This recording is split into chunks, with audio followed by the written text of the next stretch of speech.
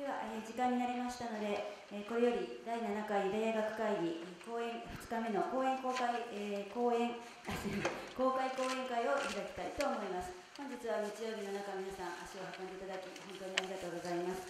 開会に先立ちまして、まず水谷新学長より挨拶をいただきたいと思います。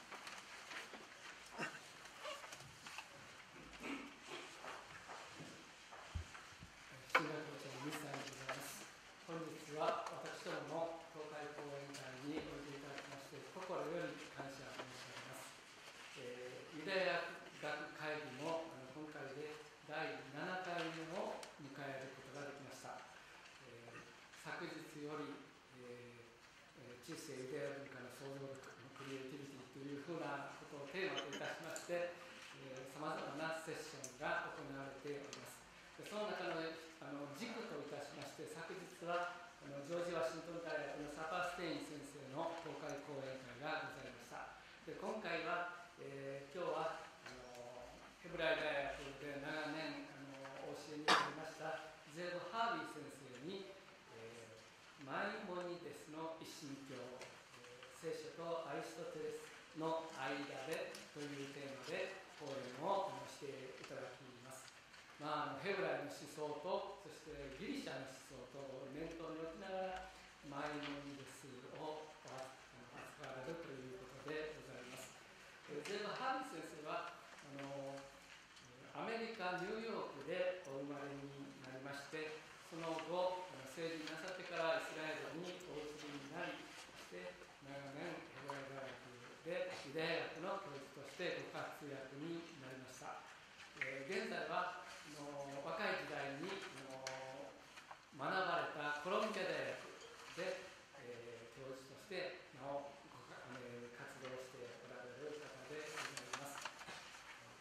どうぞしばらくの間先生の講演を通して知的刺激さまざまな示唆をお受けいただきますようにどうぞよろしくお願い申し上げます。しばらくの間ご清聴どうぞよろしくお願いいたします。Very much.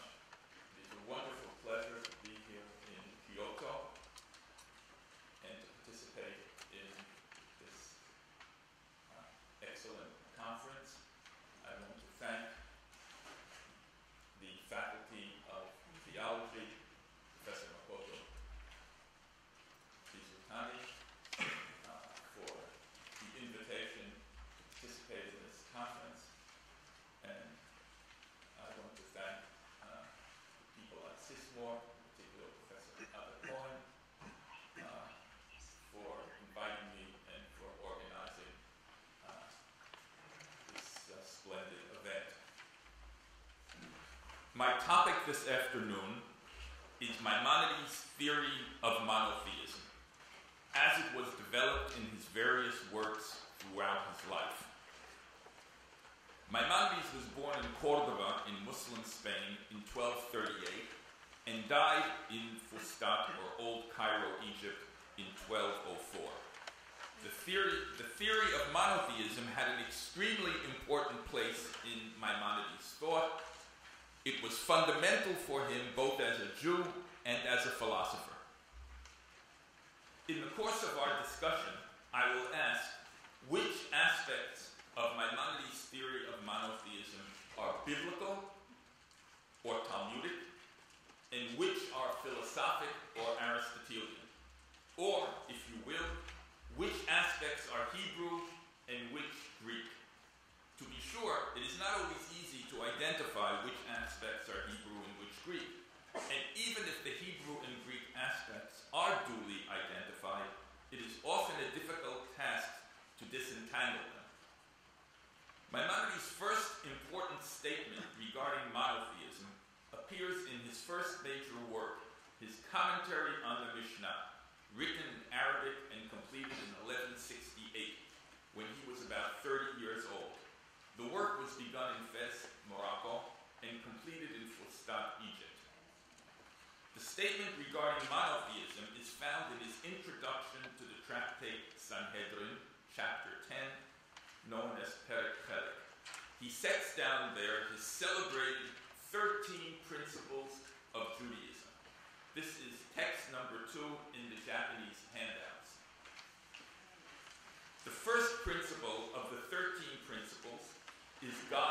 existence. The second principle is God's oneness or unity. According to this second principle, I quote, "The cause of all is one." In other words, all created things have only one cause, which is God. Maimonides phrases the second principle as follows, and I quote, "The second principle is God's oneness. It affirms that the cause of all is one. However, he is not one of a genus, nor one of a species, nor one in the sense of a compound individual which is divisible into many ones, nor one in the sense of a simple body that is one in number but infinitely divisible. Rather, he is one by virtue of a oneness to which no other oneness is similar in any way. This second principle is taught by the text, 'Hear, O Israel, the Lord our God, the Lord is one. Shema Yisrael, Hashem Echad.' God is one in the sense that he is unique. He is the cause of all created things, but is wholly different from them. He has nothing in common with them. Not only is God wholly different from all created pluralities, but he is also wholly different from all created unities. He is a one that is different from all ones. He cannot be numbered and cannot be divided. His is a oneness to which no other oneness is similar in any way. God's oneness is wholly different from the oneness of an individual. For example, Socrates. It is wholly different from the oneness of a species. For example, humanity. And it is wholly different from the oneness of a genus. For example, animal. The word one is thus used absolutely equivocally with regard to God and with regard to created beings. The word one is therefore a homonym. The meaning of the word one in the sentence God is one is wholly different from its meaning in the sentences Socrates is one individual, or there is one human species, or all animals belong to one genus. This strict monotheism is taught in the biblical verse, 'Hear, O Israel, the Lord our God, the Lord is one.' This verse, Deuteronomy 6:4, is the only verse in the Pentateuch that asserts God's oneness explicitly. It is the primary statement of monotheism in Judaism, and it has a prominent and cherished place in the Jewish liturgy and literature. It is unclear, however, precisely what the word one literally means in this verse. In its literal biblical context, the verse is part of Moses' charge to the Israelites before they enter the promised land. Moses addresses them as follows. You can see the text in the Japanese handout, text 1. Moses addresses the people of Israel as follows. "This is the commandment, the statutes, and the ordinances which the Lord your God commanded, that ye might do them in the land. Hear, O Israel, the Lord our God, the Lord is one. And thou shalt love the Lord thy God with all thy heart and with all thy soul and with all thy might. And these words which I command thee this day shall be upon thy heart." Seems here to be connected in some way to two things: the observance of the commandments and the love of God. God is presented here as the commander, and the people of Israel are urged to obey him out of love. It is possible that the text means that God is the one true commander, or the one true object of love. In any case, there are no hints here in the text about the metaphysical or philosophical definition of oneness. The metaphysical framework for Maimonides' discussion is provided by Aristotle. In his Metaphysics, Book 5, Chapter 6, Aristotle discusses different meanings of the word one. He mentions one in the sense of a simple or compound individual, one in the sense of a species, one in the sense of a genus, one in the sense of indivisibility, etc. He mentions, in other words, the same senses of one to which Maimonides refers in his commentary on the Mishnah. Maimonides in effect asserts that God's oneness is different from all the sorts of oneness mentioned in Aristotle's discussion. In Metaphysics, Book 12, Chapter 8, Aristotle discusses the many unmoved movers of the various celestial spheres. He conjectures that there may be as many as 47 or 55 unmoved movers. However, he concludes that the one cosmos has only one prime mover. The prime mover is defined by Aristotle as being eternal, indivisible, and incorporeal, and since it is incorporeal, it is one. The close connection between incorporeality and oneness is fundamental for Aristotle. According to him, matter is a necessary condition of plurality or numerability, and thus oneness presupposes incorporeality. If the prime mover is incorporeal, the prime mover is one. Aristotle grammatically cites Homer's Iliad, Book 2. The rule of many is not good, let one be the ruler. Nonetheless, while it is true that the one prime mover is incorporeal, it is also true that all the other unmoved movers are incorporeal. Thus, there might be 47 or 55 incorporeal beings. Aristotle's connection between unity and incorporeality made a deep impression on Maimonides. Indeed, God's incorporeality is so important for Maimonides that he does not merely consider it a subordinate clause of the principle of God's oneness, but he counts it as an independent principle. In his 13 principles of Judaism, the third principle is God's incorporeality. The third principle as follows. This is in text 2 in the Japanese handouts. Is the denial of God's corporeality. It affirms that the one is neither a body nor a power in a body, and suffers no accidents of a body. Therefore, our sages said, quote, on high there is no sitting, no standing, no separation, and no composition. It's a quote from the Babylonian Talmud tractate Hagigah. The prophet Isaiah said, to whom then will ye liken me, that I should be equal? El mi tidamyuni ve'eshve. But if God were a body, he would be like other bodies. The third principle is taught by the text, ye saw no figure. His explanation of the principle of oneness by means of God's incorporeality is Aristotelian. However, his explanation of the principle of oneness by means of God's incomparability is biblical.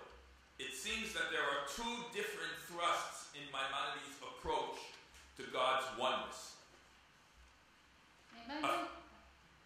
A philosophic thrust that emphasizes God's incorporeality, and a scriptural thrust that emphasizes his incomparability.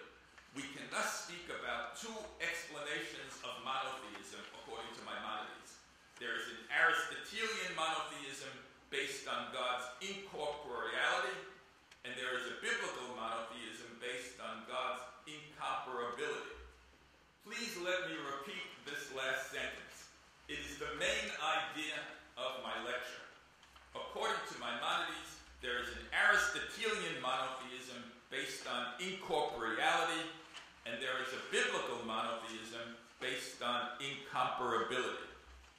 Moreover, it might be further claimed that the Aristotelian explanation of God's oneness in terms of incorporeality is absent in the Bible.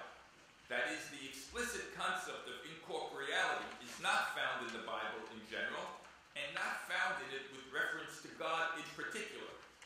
This is not surprising, since as a rule, Greek philosophic concepts like incorporeality have no analogues in the Bible. The biblical proof text from Deuteronomy 4:15, ye saw no figure, in its simple literal meaning, does not contain an explicit reference to incorporeality. And neither does the rabbinic proof text from the Babylonian Talmud, from Hagigah.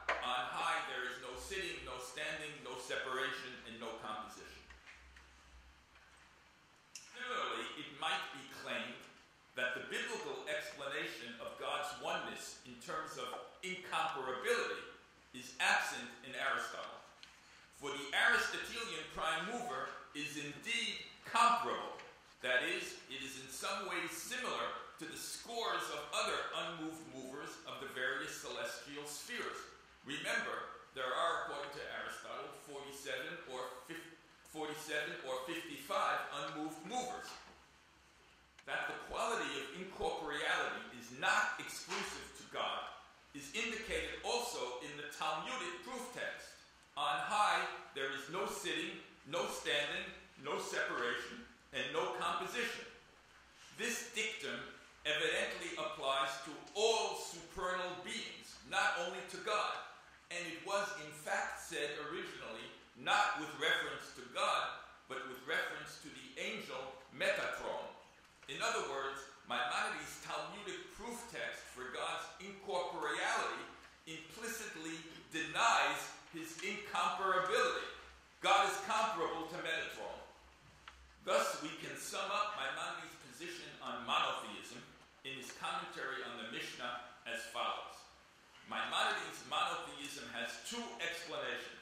The first explanation is God's incorporeality, which is found in Aristotle and not found in the Bible. The second explanation is God's incomparability, which is found in the Bible and not found in Aristotle. Let us move on now to Maimonides' second great book, the Book of the Commandments. In his Book of the Commandments, written in Arabic in 1169 in Fustat, Egypt, Maimonides lists and defines the 613 commandments of the law of Moses. Commandment number 2 concerns God's oneness. Maimonides writes, and the text is found in the Japanese handout number 3, paragraph number 3. 肯定的な戒律の2番というのが神の唯一性に関するものでありまして、その原文はお手元資料の3番にございます。The second commandment concerns God's knowledge, concerns knowledge of God's oneness. It is that we know that the cause of the universe is one. This is his dictum. Hear, O Israel, the Lord our God, the Lord is one. God did not take us out of slavery and bestow upon us loving kindness and goodness, except that we attain to the knowledge of his oneness. This passage from the Book of Commandments, Maimonides lists monotheism, that is, the knowledge of God's oneness, as a positive commandment. It is the second positive commandment of the law. The first positive commandment is to know God's existence. The second positive commandment is to know God's oneness. Affirms that God's liberation of the Israelites from Egyptian slavery was only for the sake of their undertaking monotheistic religion. Monotheism was the telos of the Exodus. Maimonides does not try in this passage to define monotheism and does not mention either incorporeality or incomparability. Let us now turn to Maimonides' third great work, his comprehensive 14-volume code of Jewish law, the Mishneh Torah, the repetition of the law. The Mishneh Torah was written in Hebrew and completed in 1178 in Fustat, Egypt. Mishneh Torah, Maimonides again codifies the commandment of monotheism, that is, the commandment to know God's oneness. It appears in the Book of Knowledge, Hilchot Yesodei HaTorah, the laws of the foundation of the law. Chapter 1. The Japanese handout, the text number 4. God is one. He is not two or more than two, but one. And none of the ones found in the world is similar to his oneness. Not one in respect to species, not one in respect to body. If there were many gods, they would have bodies, because multiple beings are not distinct except due to accidents that obtain to bodies. If the Maker had a body, he would be limited and finite, for it is impossible to be a body and not be limited. Now, the power of our God is not that of a body, but it is unlimited, for the celestial sphere revolves eternally. Therefore, God must be one. Knowledge of this is a positive commandment, as it is said, the Lord our God, the Lord is one. Hashem Echad. It is stated explicitly in the law and in the prophets that the Holy One, blessed be He, is not a body. As it is said, the Lord God is in heaven above and on the earth beneath. Book of Deuteronomy chapter 4. And a body cannot be in two places. It is said, ye saw no figure.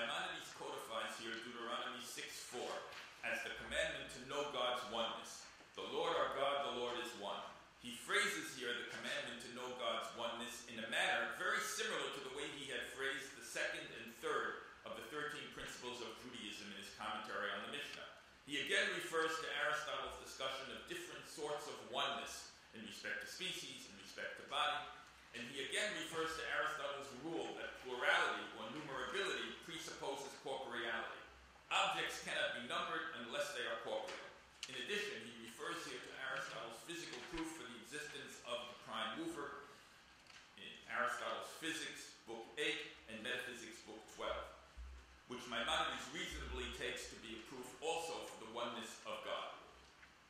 According to Aristotle's proof of the prime mover, the eternal motion of the celestial sphere can be caused only by an infinite power, and an infinite power cannot be in a finite body. Thus, the prime mover is not a finite body, but incorporeal. And if it is incorporeal, it must be one. This passage from the Mishneh Torah is patently Aristotelian in its multiple references to the Stagirite's writings and in its explanation of God's oneness by means of his incorporeality. Two biblical verses are also cited as testimony to God's incorporeality. Deuteronomy 4:15, ye saw no figure, which had been similarly cited in the commentary on the Mishnah, and Deuteronomy 4:39, the Lord is God in heaven above and upon the earth beneath, which is resourcefully cited here for the first time. Although Maimonides calls these biblical allusions to incorporeality explicit, they are explicit only after having been deftly interpreted by him. The passage also contains the biblical emphasis on God's incomparability, as enunciated in Isaiah 40:25. To whom then will ye liken me, that I will be equal? A verse that had been quoted also in the commentary on the Mishnah.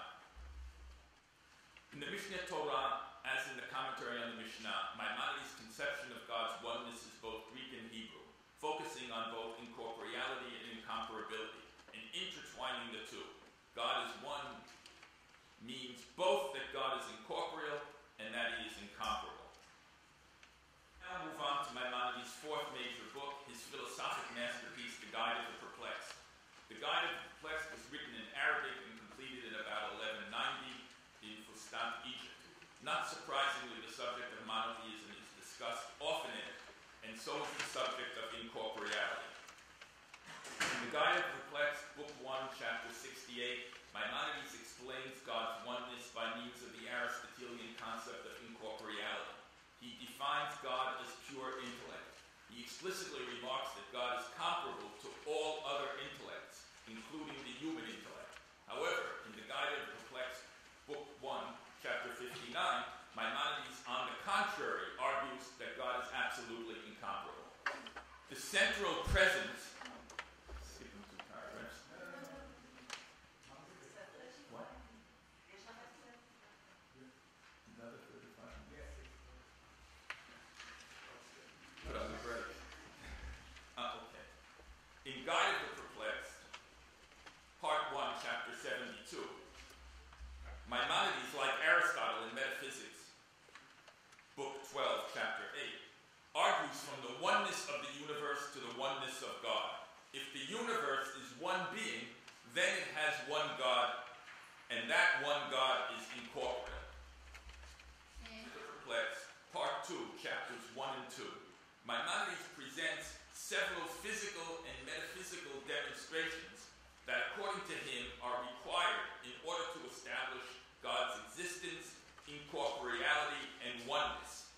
It is striking that incorporeality is mentioned here together with existence and oneness, and it is especially striking that it is mentioned before oneness. Here, the Aristotelian doctrine of God's incorporeality has moved into the very center of Jewish theology, as presented by Maimonides. This central presence of the doctrine of God's incorporeality in Maimonides' theological demonstrations may lead one to suppose that the Aristotelian notion of God's incorporeality is more essential to his monotheism than is the biblical notion of God's incomparability. Nonetheless, there is a decisive statement in The Guide of the Perplexed, Part 2, Chapter 4, that contradicts this supposition. Maimonides writes there, in text number 5 in the Japanese handout, それは、資料の5になります。 It cannot be true that the intellect that moves the highest sphere should be identical with the necessary of existence, for it has something in common with the other intellects, namely, the act of causing bodies to move. According to this statement, the prime mover cannot be God, because it is comparable to the other unmoved movers. But God is incomparable. The prime mover, although incorporeal, is not incomparable and thus cannot be God. God is thus transcendent with respect to the prime mover and with respect to the entire created universe. According to this significant text from the Guide of the Perplexed, Part 2, Chapter 4, therefore, Maimonides prefers the biblical concept of God's incomparability over the Aristotelian concept of his incorporeality. However, Maimonides' view is not entirely clear. With regard to the question of whether the prime mover is God or a created being, there was a big debate among philosophers in the Arabic Aristotelian tradition. Averroes is known for defending the orthodox Aristotelian position that the prime mover is God. Avicenna is known for arguing that the prime mover is not God, but a created being. While Maimonides, in certain crucial passages, agrees with Avicenna, there are other passages in which he seems to agree with Averroes. Students of Maimonides' philosophy have disagreed about his final position. In any case, in the Guide of the Perplexed and in his other works, the subject of the identity or non-identity of the prime mover and God is presented as a difficult and enigmatic problem that requires investigation and analysis. The most curious thing about Maimonides' discussion of God's oneness in the Guide of the Perplexed concerns Deuteronomy 6:4. Hear, O Israel, the Lord our God, the Lord is one. Shema Yisrael, Hashem Echad. This majestic verse, which contains the lofty commandment of monotheism, is cited only once in the entire Guide of the Perplexed, and in a context that is odd, to say the least. Let us now examine Maimonides' discussion of Deuteronomy chapter 6, verse 4 in the Guide of the Perplexed. In the Guide of the Perplexed, part 3, chapter 45, Maimonides explains the relationship between God and the angels. That is, the relationship between the separate intellects or the unmoved movers. God is incorporeal and one, and the angels are incorporeal and many.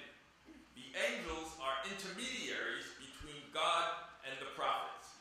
They receive an emanation from God, and the prophets receive an emanation from these angels or intellects. Thus, belief in the existence of the angels is a premise of belief in prophecy. Maimonides writes as follows.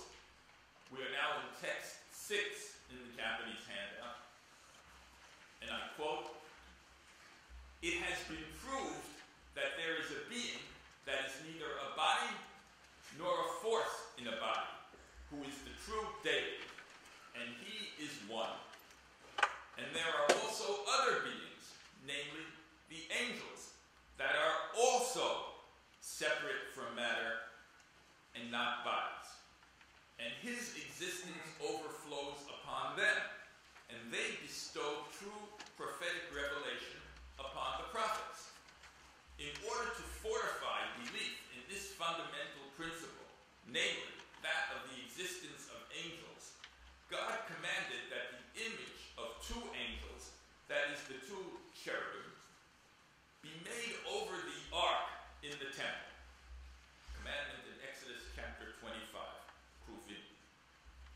If there had been an image of only one cherub, it might have been misleading, for it could have been thought that this was the image of the deity.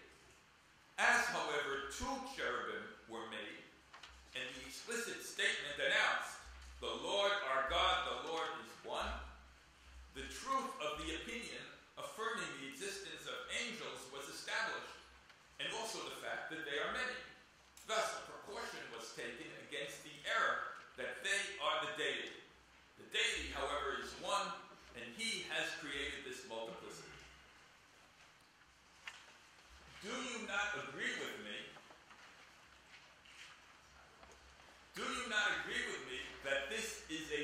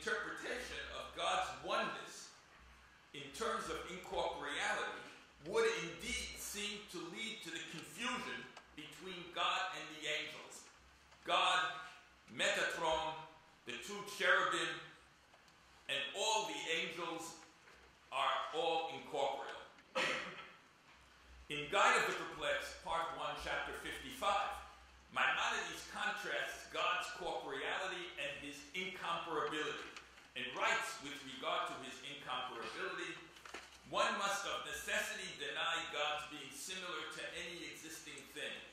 Everyone has already been aware of this. Clear statements are made in the books of the prophets, negating the conception that God is like anything. He says, "To whom then will ye liken me, that I should be equal? El mi tidamyuni ve'eshvet."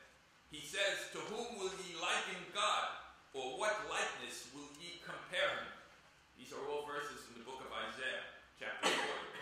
He says, "There is none like unto thee, O Lord." Verse from Jeremiah, verse 10. This occurs frequently. Here, Maimonides, addressing himself to God's incomparability, cites Isaiah 40:25, a verse that had been cited by him both in his commentary on the Mishnah and in his Mishneh Torah. He also cites Isaiah chapter 40, verse 18, and Jeremiah chapter 10, verse 6, and claims that similar verses occur frequently.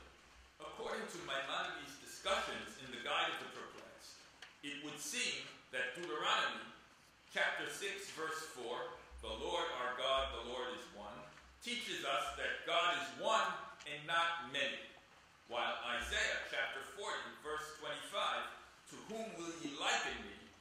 teaches us that God is one and not comparable. Moses' great proclamation of monotheism, Shema Yisrael, Hashem Echad, is thus interpreted according to the Aristotelian concept, while Isaiah and Jeremiah are left to represent the Hebrew concept. If so, Maimonides may be saying that the purest monotheism is not to be found in Moses or in Aristotle, but in Isaiah and in Jeremiah. It was Isaiah who said, "To whom will ye liken God?" And it was Jeremiah who said, "There is none like unto the Lord." In conclusion, Maimonides' God is the one cause of the universe. He is uniquely one, radically different from all created beings, whether they be corporeal or incorporeal, or whether they be pluralities or unities. Like Aristotle's God, he is eternal, simple, and indivisible. And like Isaiah's God, he is incomparable. Dear friends, please let me leave you with one question. What is the difference between a monotheism based on God's incorporeality and a monotheism based on God's incomparability? What are the ramifications? What are the consequences for our lives? What is the practical moral or religious difference? What is the moral or religious difference between the one God, who we can call perfect, who is changeless, timeless, rational, and unswayed by passions or whims, and the one God we cannot call anything, who is known by negation alone, who is completely other, completely transcendent? What is the moral or religious difference between Aristotle's Greek monotheism and Isaiah's Hebrew monotheism? If we can answer this question, then perhaps we can understand why Maimonides found it was necessary to base his own carefully conceived monotheism not on Aristotle alone and not on Isaiah alone, but on both the philosopher and the prophet. Thank you very much.